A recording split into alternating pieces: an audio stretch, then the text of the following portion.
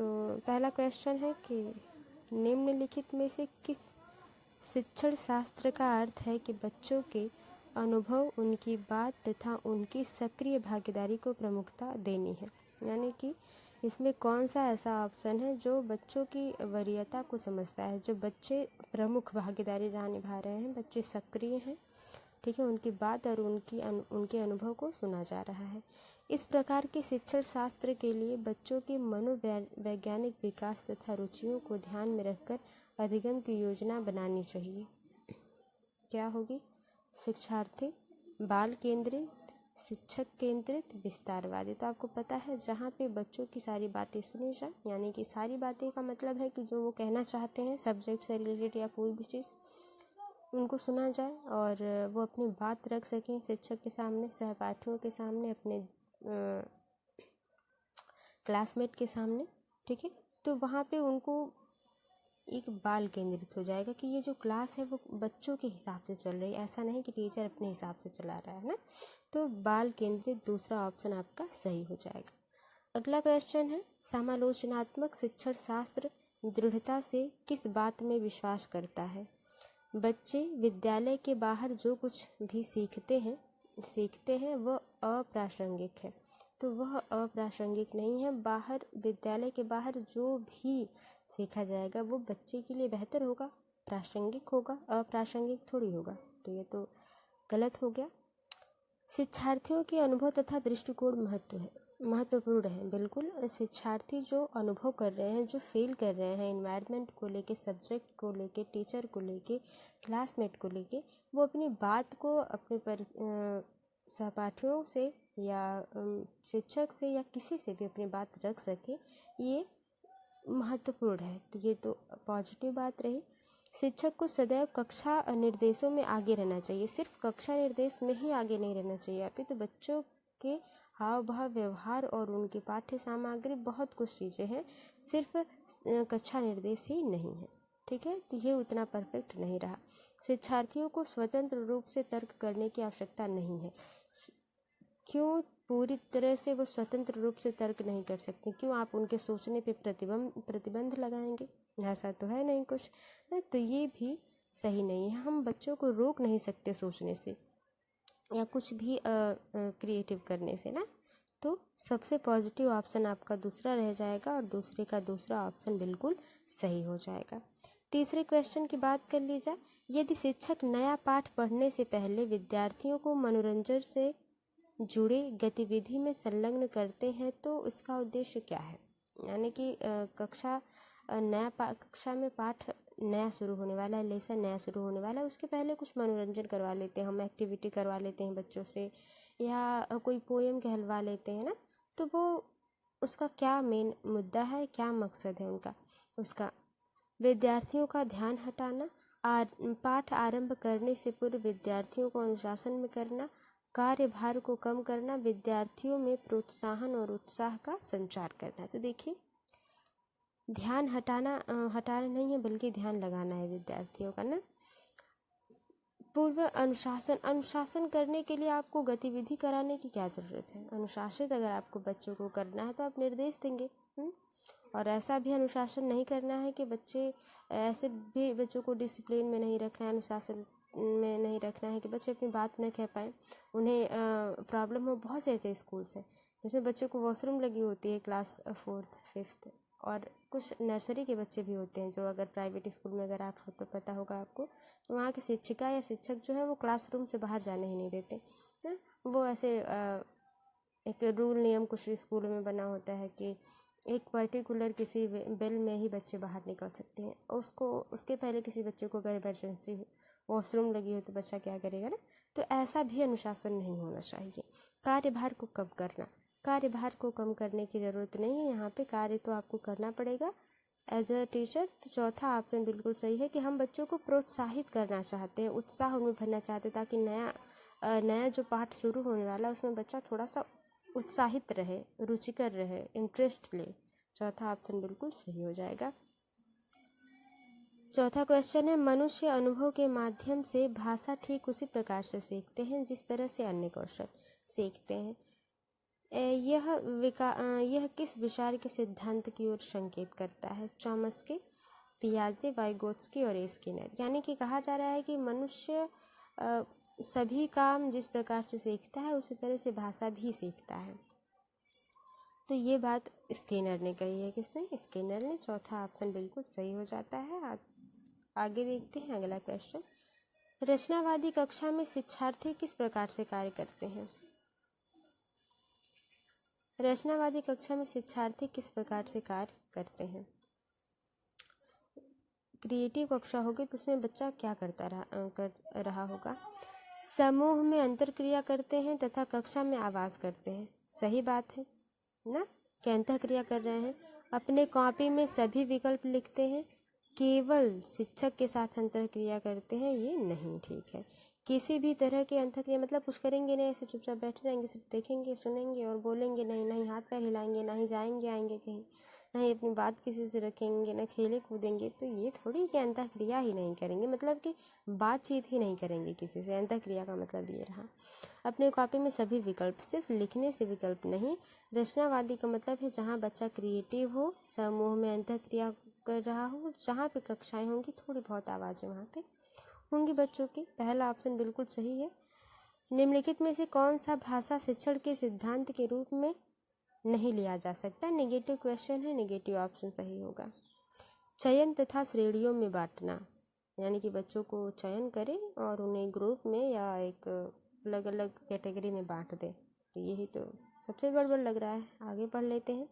विशिष्ट रूप से पठन कौशल पर बल देना, एकीकृत तरीके से शिक्षण कराना, अधिक से अधिक अवसर देना। तो एकीकृत शिक्षण जो है वो तो सही है, क्योंकि इंडिविजुअल आपको बच्चों को पढ़ाना है। हर 20 बच्चे आपकी क्लास में है तो प्रत्येक बच्चों को उनके हिसाब से हमें क्या करना है?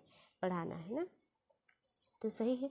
लेकिन हम उनको बांट नहीं सकते हैं, किसी भी श्रेणी में नहीं बांट सकते हैं, यही नेगेटिव है। छठवें का पहला ऑप्शन आपका सही हो जाएगा।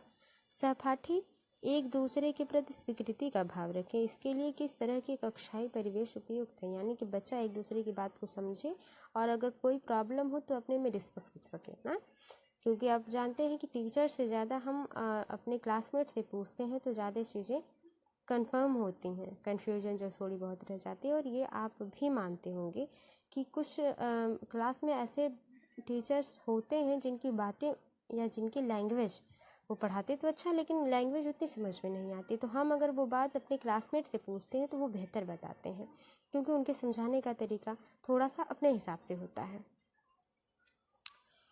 अगला ऑप्शंस देखते हैं कि विविधता वाले शिक्षार्थियों वाली समावेशी कक्षा, चयनित शिक्षार्थियों वाली समावेशी कक्षा, विविधता वाले शिक्षार्थी वाली विशिष्ट कक्षा। अब जैसे अलग अलग बच्चे तो हैं तो ठीक है, विविधता तो क्लास है, विविधता वाले बच्चे तो हैं, लेकिन विशिष्ट कक्षा सही नहीं है ना। चयनित से जब चयन किए हुए, विशिष्ट कक्षा की कोई बात ही नहीं है। चयनित, अब बच्चे कुछ गिने चुने हैं, जो 10-20 में 20 बच्चे हैं मान लीजिए पूरे क्लास में, और 5 बच्चों को आपने एक समावेशी कक्षा में रख लिया, तो ये कोई मतलब नहीं है। समावेशी कक्षा का मतलब है सारे बच्चे, 20 बच्चे जिस भी प्रकार से हैं आप उन्हें एक साथ लेके पढ़ाएं, समझाएं, अलग अलग तरीके से, अलग अलग नियम से, विविध तरीकों से हम बच्चों को सिखाएं। तो यही सातवें का पहला ऑप्शन सही हो जाएगा, कि तभी हमें लगेगा ये विविध क्लास है, रचनात्मक क्लास है, सहपाठियों द्वारा बच्चे अपनी बात को कर पा रहे हैं। आठवां क्वेश्चन है कि निम्नलिखित में से कौन सा उपचारात्मक शिक्षण का उद्देश्य नहीं है? यानी कि रेमेडियल टीचिंग की बात हो रही है। उपचारात्मक शिक्षण यानी कि कोई समस्या हो तो उसके समाधान के लिए हमको क्या करना चाहिए, ये बात। तो क्या उद्देश्य नहीं है? नेगेटिव क्वेश्चन है, नेगेटिव ऑप्शन पर ध्यान देना है हमें। अप्रभावकारी आदतों को हटाना, यानी कि जो चीज़ें सही नहीं है, प्रभाव नहीं कर पा रही हैं, प्रभावी नहीं है बच्चों के लिए, उन्हें हटा दीजिए। तो सही बात है, जो चीज़ें जो बहुत ज़्यादा इम्पोर्टेंट नहीं रखती हैं उन्हें तो हटा देना ज़रूरी है, सही है।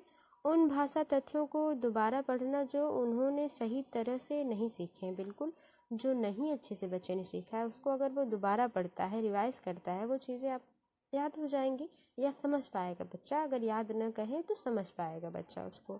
शिक्षार्थियों को अच्छी तरह से रटाना, रटाने की बात बिल्कुल गलत है। तो ये तो सबसे आसान प्रश्न हो गया, 8वें का तीसरा ऑप्शन सही हो जाएगा। भाषा पढ़ाते समय विद्यार्थियों की प्रतिभागिता को बढ़ाने के लिए कौन सा सबसे उपयुक्त उपागम होता है? यानी कि बच्चे क्लास में पढ़ें लेकिन इंटरेस्ट से पढ़ें, वाद विवाद करके पढ़ें, अपनी बातों को, अपने तर्क को रख पाएँ, तो वो कौन सा उपागम है? संरचनात्मक उपागम, संप्रेषणात्मक उपागम, व्याकरण अनुवाद विधि, निमंजन विधि। तो 9वें क्वेश्चन की बात कर ली जाए तो एक संप्रेषणात्मक उपागम है जहाँ पे बच्चा प्रतिभागी हो, ठीक है। भाषा पढ़ाते समय बच्चा तर्क वितर्क कर सके, विचार विमर्श कर सके, वाद विवाद कर सके, तो ये संप्रेषणात्मक उपागम हो जाएगा। 9वें का दूसरा ऑप्शन बिल्कुल सही हो जाएगा। आगे देखते हैं, यदि शिक्षक सभी बच्चों की अधिगम शैली को ध्यान में रखकर शिक्षण कार्य करना चाहते हैं, ठीक है, शिक्षण कार्य करना चाहते हैं तो उन्हें क्या करना चाहिए? यानी कि 20 बच्चे हैं क्लास में, हर एक बच्चे की शिक्षण शैली, अधिगम शैली की किस प्रकार से बच्चा सीख रहा है। कुछ बच्चे जल्दी सीखेंगे, कुछ बच्चे तेज, उससे भी बहुत तेज सीखेंगे कि आप ब्लैक बोर्ड पर कुछ चीज़ समझाएंगे या लिखेंगे, बच्चा उसको पकड़ लेगा क्योंकि उसकी जो आस पास पड़ोस की जो चीज़ें होंगी वो बेहतर होंगी। और कुछ बच्चा वही होगा जो उतना सोच नहीं पा रहा है या उतना इन्वॉल्व नहीं हो पा रहा है क्लास में, तो वो तो कम सीखेगा, वो तो धीरे सीखेगा लेकिन थोड़ी सी उसकी स्पीड स्लो होगी सीखने की, लर्निंग की। तो ऐसे में आप क्या करेंगे ना, अधिगम शैली को ध्यान में रख के आप कैसे चीज़ों को हैंडल करेंगे। देखते हैं, बच्चों को अपनी प्रतिभा तथा अधिगम शैली को प्रदर्शित करने के लिए पाठ्य सहगामी गतिविधियों में भाग लेने की सलाह देनी चाहिए। ये बात भी सही है कि बच्चा जिसमें बच्चे की रुचि है उसमें बच्चा, ठीक है, अपनी उस गतिविधि में भाग ले, ये सलाह देनी चाहिए, ये भी सही है। लेकिन सबसे बेहतर ऑप्शन की हमें ज़रूरत होती है एग्ज़ाम प्रोसेस में या सीटेट के पेडागॉजी में अगर बात कर लिया तो सबसे बेस्ट जो ऑप्शन होगा वही सही होगा। योगात्मक आकलन परीक्षा में बैठने से पहले सभी पाठकों की पुनरावृत्ति करना, यानी कि दोहरा लेना, यानी कि योगात्मक जब सबमेटिव असेसमेंट हो बच्चे का, लास्ट में योगात्मक आकलन हो तो बच्चा सारे जो सब्जेक्ट है उसको रिवाइज कर ले, ठीक है। लेकिन उतना बेहतरीन नहीं होगा, रिवाइज करने को या पुनरावृत्ति करने को, दोहराने को उतना बढ़िया पेडागॉजी में नहीं माना जाता। यह सुनिश्चित करने के लिए कि उन्होंने संकल्पनाओं को पूर्ण रूप से सीख लिया है, विद्यार्थियों को जल्दी जल्दी परीक्षा लेनी चाहिए। क्यों? विद्यार्थी भागा जा रहा है कहीं बिल्कुल ये नहीं होगा।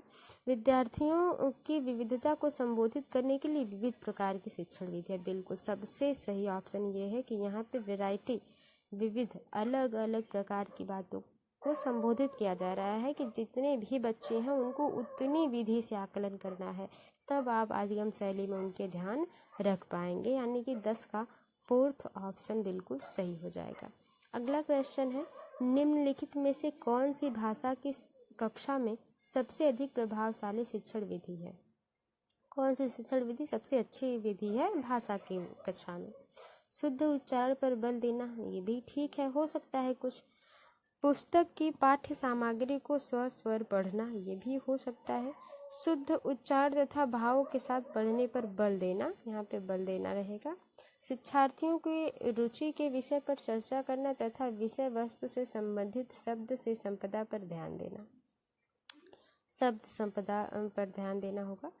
11 के सही ऑप्शन की अगर बात कर ली जाए तो अगर आप समझ पा रहे होंगे तो आप सही चूज किए होंगे, क्योंकि चौथा ऑप्शन यहाँ पे रुचि के हिसाब से, बच्चों के रुचि के हिसाब से हमें शिक्षण विधि को करना है, तभी वो भाषा की क्लास में बच्चा रुचिकर हो पाएगा, अपने जो कन्फ्यूजन है उसे दूर कर पाएगा। क्योंकि जिस भी सब्जेक्ट में आपकी रुचि रहती है, जैसे आपको मैथ पढ़ना पसंद है और आपको इंग्लिश नहीं पढ़ना पसंद है, तो आप मैथ में ज़्यादा इन्वॉल्व होंगे, आप पूरे दिन मैथ के इक्वेशन को सॉल्व कर सकते हैं। लेकिन अगर आपको इंग्लिश पसंद नहीं है तो आप उसकी रीडिंग भी उतना बेहतर नहीं करना चाहेंगे, ना ही उसे 20 मिनट या आधे घंटे या ज़्यादा से ज़्यादा 1 घंटे से ज़्यादा आप उसको रीड नहीं करना चाहेंगे, पढ़ना नहीं चाहेंगे।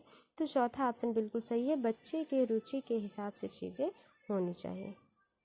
अगला क्वेश्चन है कि शिक्षार्थियों को सिखाने तथा विषय पर महारत प्राप्त करने के लिए प्रेरित किया जा सकता है बशर्ते, यानी कि जो भी बच्चा सीखना चाह रहा है उसमें बच्चा बहुत बेहतर मास्टरी हासिल कर सकता है, बहुत ही ज़्यादा, मतलब ऐसा पढ़ ले बच्चा कि उसको पढ़ा दे किसी को, इस प्रकार से प्रेरित किया जा सकता है।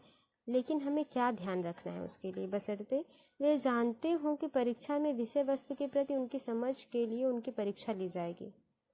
उन्हें विश्वास हो कि जो काम भी कर रहे हैं या वो कर रहे हैं वो रोचक है तथा उनके स्वयं के लिए शिक्षक के जीवन से संबंधित है। शिक्षक के जीवन से संबंधित होकर क्या करेगा, बच्चे के जीवन से संबंधित होना चाहिए। उन्हें इस बात का पूर्वाभास हो कि उन्हें निर्देशात्मक उद्देश्यों की उपलब्धि के लिए सकारात्मक पुनर्बलन दिए जाएंगे या मिलेगा। वो इस बात को महसूस करती हूँ कि एक तरह के कार्य में भी अपने सहपाठी से बेहतर निष्पादन कर सकते हैं। तो सहपाठी से बेहतर करें या कम करें इस पर ध्यान नहीं देना है उन्हें ये ध्यान देना है कि वो पहले से कितना अच्छा सीखे हैं ना। किसी भी व्यक्ति को ये नहीं ध्यान देना चाहिए कि मेरे अगल वाला या बगल वाला, मेरा भाई या मेरा दोस्त कितना पढ़ रहा है। ये भी सही है कि आप देखें कि वो 10 घंटे पढ़ रहा है और आप 20 मिनट पढ़ रहे हैं, इसमें तो अंतर है ही। लेकिन हाँ, ये नहीं देखना चाहिए कि वो मुझसे ज़्यादा तेज है, उसके पास ज़्यादा नॉलेज है, लेकिन हाँ आप रोज़ बेहतर हो अपने पहले वाले कल से, तो वो बेहतर है। तो यहाँ पे अगर बात कर ली जाए कि बच्चों को सकारात्मक पुनर्बलन दिया जा रहा है, पूर्वाभास हो जाए बच्चे को कि उन्हें जो भी मिलेगा यहाँ से, जो भी वो सीख रहे हैं उसे उन्हें कुछ सकारात्मक पुनर्बलन का मतलब ये नहीं है कि कुछ दिया ही जाए, मतलब उन्हें लाइफ में कुछ अच्छा अचीव होगा ये चीज़ करने से या पढ़ने से या सीखने से ना। तो ये तीसरा ऑप्शन बिल्कुल सही हो जाएगा। पुनर्बलन की बात तो बिल्कुल सही नहीं होती, लेकिन पुनर्बलन 2 प्रकार के हो जाते हैं, सकारात्मक और नकारात्मक। तो यहाँ पे सकारात्मक पुनर्बलन की बात कही है, इसलिए सभी ऑप्शन में ये ऑप्शन बेहतर होगा। निम्नलिखित में से कौन सी युक्ति विद्यार्थियों को अच्छा भाषण देने का प्रशिक्षण देने के लिए इस्तेमाल नहीं की जा सकती, यानी कि प्रशिक्षण के लिए क्या उतना बढ़िया नहीं होगा। शुद्ध उच्चारण का प्रदर्शन करके दिखाना, जीभ तथा होठों की सही स्थिति का अभ्यास करना, शिक्षार्थियों को जीवन की वास्तविक स्थितियों पर बोलने के अवसर उपलब्ध कराना, यानी कि जो वास्तव में हो रहा हो उन पे वो बात करिए, तो बढ़िया बात है। शिक्षार्थियों को 1 मिनट के लिए बोलने का अवसर देना ताकि आप उनकी त्रुटियों का निदान, बस 1 ही मिनट बोलने दीजिए, उससे ज़्यादा बच्चा न बोले। देखिए, प्रशिक्षण देने के लिए इस्तेमाल नहीं की जा सकती जो वो चीज़ें ये हैं, शिक्षार्थियों को जीवन की वास्तविक स्थितियों पर बोलने के अवसर उपलब्ध कराना। क्वेश्चन क्या कह रहा है कि निम्नलिखित में से कौन सी युक्ति विद्यार्थियों को अच्छा भाषण देने का प्रशिक्षण देने के लिए इस्तेमाल नहीं की जा सकती। अच्छा भाषण देने के लिए चौथा ऑप्शन ही इसमें ये रहेगा कि 1 मिनट बच्चा अगर बोलेगा तो आप बहुत कुछ इसमें नहीं समझ पाएंगे। 1 मिनट के भाषण में बच्चा क्या बोलेगा ना, तो चौथा ऑप्शन बिल्कुल सही हो जाएगा। 14 का क्वेश्चन है, भाषा कौशलों के उप कौशल हैं 2, 4, 5 या 3। अगर बात कर ली जाए कि भाषा कौशलों की जो उपभाषा है, यानी कि उपभाषा कौन कौन सी है, वो 2 है, ठीक है। तो चौथे 14 का पहला ऑप्शन सही हो जाएगा। कौन कौन से हैं ये कमेंट बॉक्स में आप नोट डाउन करके बताएं। बोधगम्य निवेशों पर विचार सर्वप्रथम किसके द्वारा दिया गया, स्टीफन क्रेशन, चॉम्स्की, स्किनर। और तो आपको पता है ये क्रेशन जी हैं, यानी कि 15 का पहला ऑप्शन सही हो जाएगा। अगला क्वेश्चन है, विकास में महत्वपूर्ण अवधि की पहचान की जा सकती है। विकास तथा अनुभव के विकास के लिए विशिष्ट आयु महत्वपूर्ण है। कुछ अच्छा सीखने के लिए, कुछ बेहतर सीखने के लिए एक नियम का आयु जरूरी है, ठीक है। विकास की एक विशिष्ट अवधि के दौरान हुई अनुभवों पर अधिगम पर बहुत प्रभाव होता है, यानी कि जो समय चल रहा है विकास का, उसमें आप क्या अनुभव कर रहे हैं वो अधिगम पर प्रभाव पड़ेगा, ये भी बात सही है। अधिगम के दौरान चुनौतीपूर्ण अनुभवों पर विकास पर गहरा प्रभाव होता है। अधिगम तथा विकास के लिए अनुभवों की अपेक्षा विशिष्ट अवधि महत्वपूर्ण है। तो देखिए, अनुभव जरूरी नहीं है लेकिन विशिष्ट अवधि महत्वपूर्ण है। 16 के सही ऑप्शन की अगर बात कर ली जाए तो ये उतना सही नहीं होगा फोर्थ वाला। विकास में महत्वपूर्ण अवधि की पहचान की जा सकती है जहाँ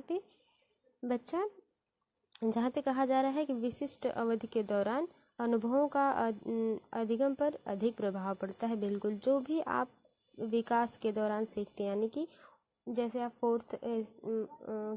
बच्चा अगर 4 साल का है, 6 साल का है, 7 साल का है, तो उनके दौरान जो भी उनके अनुभव होंगे वो विकास पर प्रभाव पड़ेगा, उनके अधिगम पर, उनके आगे चल के वो जो भी नया सीखेंगे उस पर उन्हें प्रभाव पड़ेगा। तो दूसरा ऑप्शन बिल्कुल सही है, क्योंकि आप जानते हैं इन्वायरमेंट का प्रभाव पड़ता है। माँ के द्वारा शिशु को बोली जाने वाली दुलार की भाषा को किस रूप में बेहतर जान सकते हैं?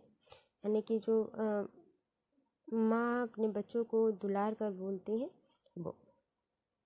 बबलाना, अनुकरण के माध्यम से अधिगम, बाल केंद्रित वाचन, सक्रिय अनुकूलन। 17 के सही ऑप्शन की बात कर ली जाए तो ये बाल निर्देशित वाचन है। ठीक है, बच्चे को समझने वाली, ताकि बच्चा उस बात को दोहरा सके, इसलिए माँ उसको दुलार से, प्यार से, सभी लोग, माँ ही नहीं जो आसपास में उनके दादा दादी, बहन भाई या जो भी बड़े होते हैं वो ऐसा ही करते हैं।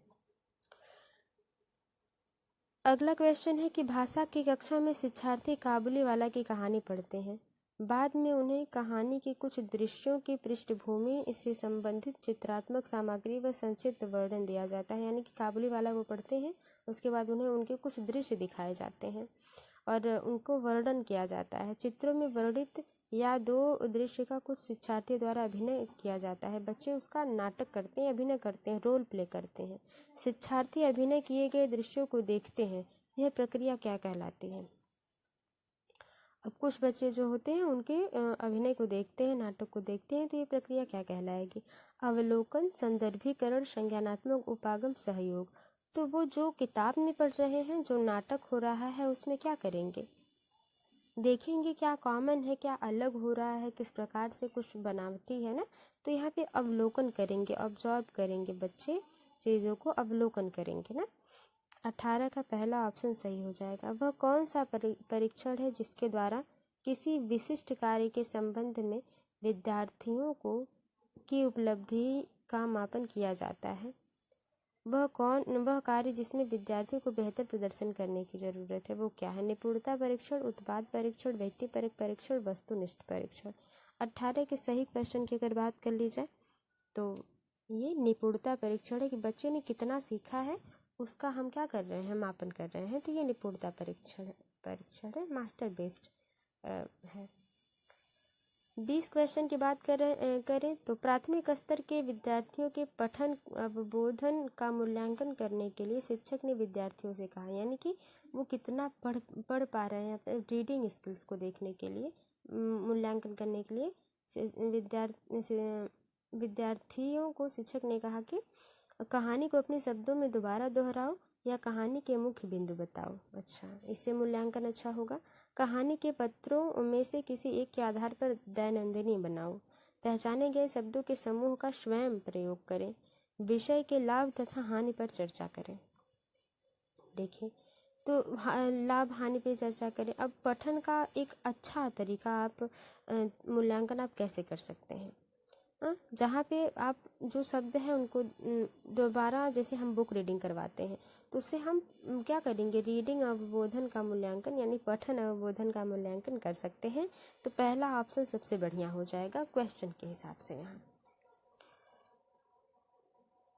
अगला क्वेश्चन है कि किसी नई भाषा को सीखने के संबंध में कौन सी बात सही है? नई भाषा सीखने के लिए क्या सही है? मातृभाषा का ज्ञान सहायक होता है, मातृभाषा का प्रयोग सहायता करने की जगह बाधा उत्पन्न करता है, तो ये बात तो गलत हो गई। शिक्षक के द्वारा मातृभाषा का प्रयोग कदापि नहीं करना चाहिए, क्यों? शिक्षार्थियों द्वारा मातृभाषा का प्रयोग नहीं किया जाना चाहिए, क्यों नहीं? मातृभाषा का प्रयोग नहीं करेगा तो कौन सी भाषा बच्चा यूज करेगा दूसरे देश विदेश की कक्षा में? बिल्कुल, किसका पहला ऑप्शन सही हो जाएगा, क्योंकि सबसे पॉजिटिव ऑप्शन यही है। भाषा में किसे ग्राम्य कौशल कहते हैं? ग्राम्य कौशल जो रिसीव करे ना, श्रवण तथा वाचन कौशल, श्रवण तथा पठन कौशल, वाचन तथा लेखन कौशल, वाचन तथा पठन कौशल। तो 22 के सही ऑप्शन की अगर बात कर ली जाए, जहाँ पे श्रवण और वाचन कौशल हो, ठीक है, सुना और बोला, लिसनिंग और स्पीकिंग की बात हो, सुना और बोला जाए, वो क्या हो जाएगा, ग्राम्य कौशल हो जाएगा, क्योंकि हम ग्रहण कर रहे हैं ना, क्या कर रहे हैं, ग्रहण कर रहे हैं, ठीक है ना। 22 का अच्छा, जहाँ पे क्या है, भाषा में कि नहीं, ग्राम्य कौशल, जहाँ पे हम ग्रहण कर रहे हैं, तो वाचन तो ग्रहण थोड़ी हो जाएगा, श्रवण तो होगा, लेकिन वाचन अगर हम बोलते हैं तो वो ग्रहण नहीं होगा, बल्कि वो तो हम रिप्रोड्यूस कर रहे हैं ना, तो ये तो नहीं होगा। दूसरा ऑप्शन इसका सही होगा, श्रवण और पठन कौशल, हम सुन रहे हैं तब भी हम ग्रहण कर रहे हैं, पठन कर रहे हैं तब भी हम क्या करेंगे, ग्रहण ही कर रहे हैं। दूसरा ऑप्शन बिल्कुल सही हो जाएगा।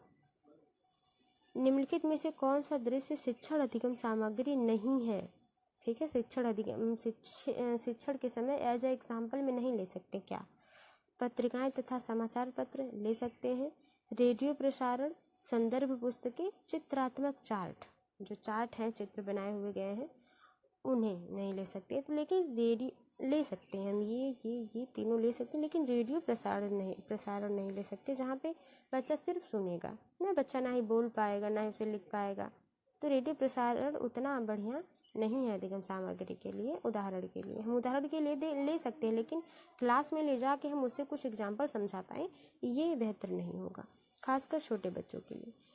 अगला क्वेश्चन है, निम्नलिखित में से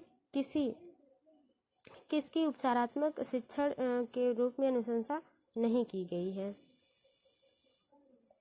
व्यक्ति विशेष की अधिगम संबंधी कमियों को पहचानना और निदान सुझाना, जिनके आधार पर उपचारात्मक निर्देश दिए जा सकें। तो नेगेटिव क्वेश्चन है, नेगेटिव ऑप्शन सही होगा,